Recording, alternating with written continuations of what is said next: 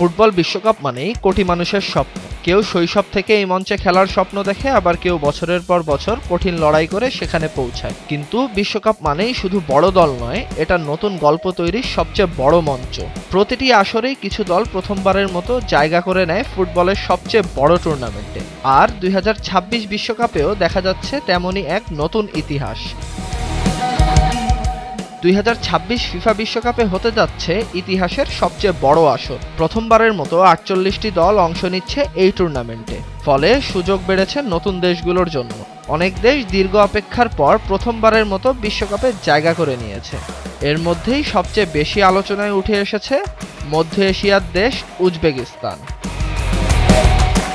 দীর্ঘদিন ধরে এশিয়ান ফুটবলে প্রতিদ্বন্দ্বিতা করলেও বিশ্বকাপ মঞ্চে জায়গা ছিল না উজবেকিস্তানের। কিন্তু এবার ইতিহাস বদলে গেছে। এশিয়ান বাছাই পর্বে দুর্দান্ত পারফরমেন্স করে তারা নিশ্চিত করেছে তাদের প্রথম বিশ্বকাপ টিকিট। ম্যানচেস্টার সিটির তারকা আব্দুল খাইর কুসানোভ সহ বেশ কয়েকজন তরুণ ফুটবলার এখন এই দলের শক্তি। এবার শুধু উজবেকিস্তানই নয়, আরও একটি দেশ প্রথমবারের মতো বিশ্বমঞ্চে জায়গা করে লিখেছে নতুন ইতিহাস। তাদের মধ্যে আছে মধ্যপ্রাচ্যের শক্তিশালী দল জর্ডান। বছরের পর বছর চেষ্টা, কঠিন বাছাই পর্ব আর ধৈর্যের ফল হিসাবে অবশেষে তারা পৌঁছেছে বিশ্বকাপে। জর্ডানের এই যাত্রা সহজ ছিল না। বাছাই পর্বে তারা দেখিয়েছে অসাধারণ পারফরমেন্স। বিশেষ করে গুরুত্বপূর্ণ ম্যাচগুলোতে তাদের লড়াকু মানসিকতা দলটিকে পৌঁছে দিয়েছে বিশ্বকাপ মঞ্চে।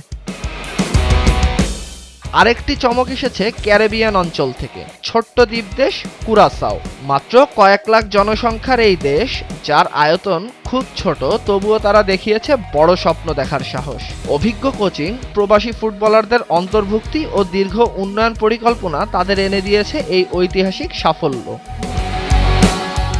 বিশ্বকাপ তাই শুধু বড় দেশগুলোর লড়াই নয়, এটা ছোট দেশের স্বপ্ন, সংগ্রাম আর ইতিহাস তৈরির মঞ্চ বটে।